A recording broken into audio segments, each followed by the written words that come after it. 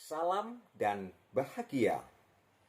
Perkenalkan, saya Dwi Pristiwanto, guru SMP Nurul Huda Yabis, Kota Jayapura.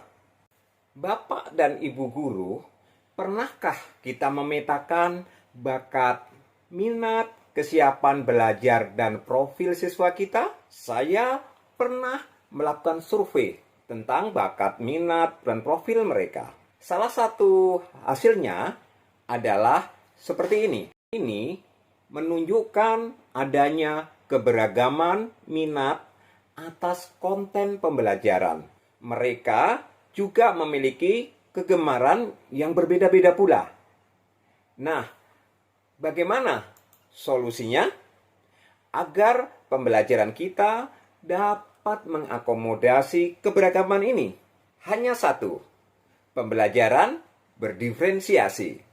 Namun sebelumnya, marilah kita bahas dahulu. Apakah pembelajaran berdiferensiasi itu? Pembelajaran berdiferensiasi adalah sebuah metode pembelajaran yang berusaha mengakomodasi keberagaman bakat, minat, kesiapan belajar, dan profil siswa kita. Pembelajaran berdiferensiasi meliputi 3 hal, yaitu diferensiasi konten. Sederhananya adalah variasi bahan ajar. Yang kedua, diferensiasi proses, yaitu variasi kegiatan pembelajaran. Dan yang ketiga adalah diferensiasi produk, yaitu variasi hasil akhir dari pekerjaan siswa-siswa kita. Lalu, hal apa yang harus kita persiapkan dalam merencanakan pembelajaran berdiferensiasi? Yang pertama, Bapak dan Ibu guru harus memetakan bakat, minat, kesiapan belajar, dan profil siswa kita. Hal ini akan kita gunakan untuk menentukan diferensiasi yang bagaimana yang paling tepat untuk anak-anak kita. Yang kedua, Bapak dan Ibu guru harus memetakan aset atau sarana-prasarana yang dimiliki sekolah kita. Hal ini juga sangat penting, karena pemetaan sarana dan prasarana ini berguna untuk merancang kegiatan apa yang bisa kita lakukan. Selanjutnya, yang terakhir, merancang RPP atau modul ajar berdiferensiasi. Mari kita merancang RPP berdiferensiasi. Yang pertama adalah diferensiasi konten. Diferensiasi konten ini dapat kita tuliskan di bagian tujuan pembelajaran. Contohnya adalah seperti ini. Melalui kegiatan menyimak buku teks, video pembelajaran, atau berjelajah pada laman web, siswa mampu menjelaskan struktur teks prosedur dengan benar. Arti, Bapak dan Ibu guru mesti menyiapkan 3 konten atau bahan ajar, yaitu berupa buku teks, video, kemudian laptop atau gawai. Jenis konten ini mesti mempertimbangkan sarana-prasarana yang ada di sekolah kita atau yang dapat dengan mudah ditemukan oleh peserta didik kita.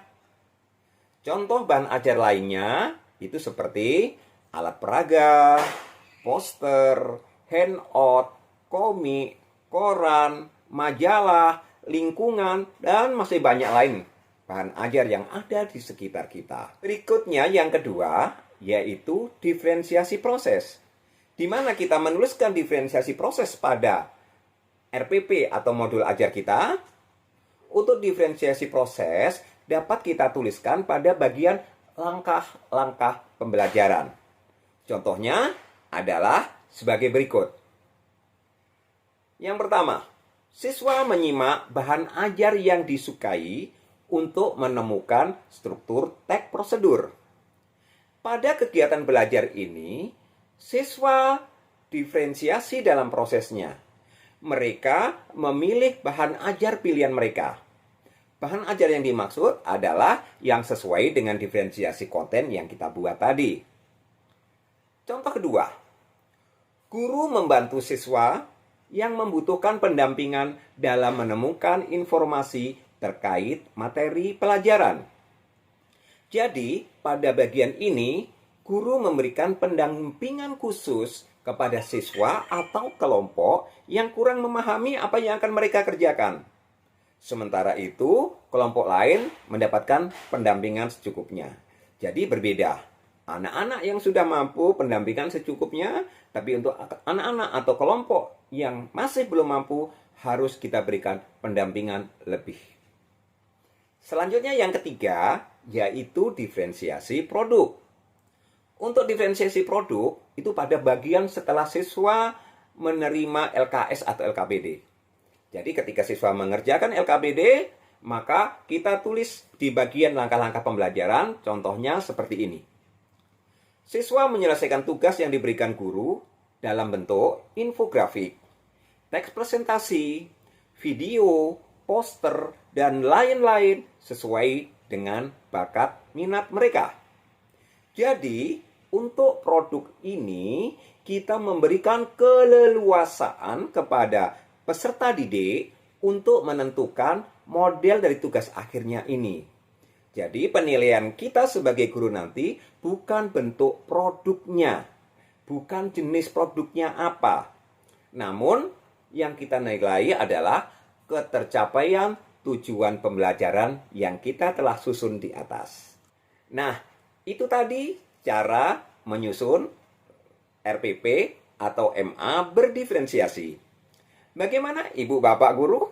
Mudah sekali bukan? Selamat mencipta dan merancang RPP berdiferensiasi. Salam dan bahagia.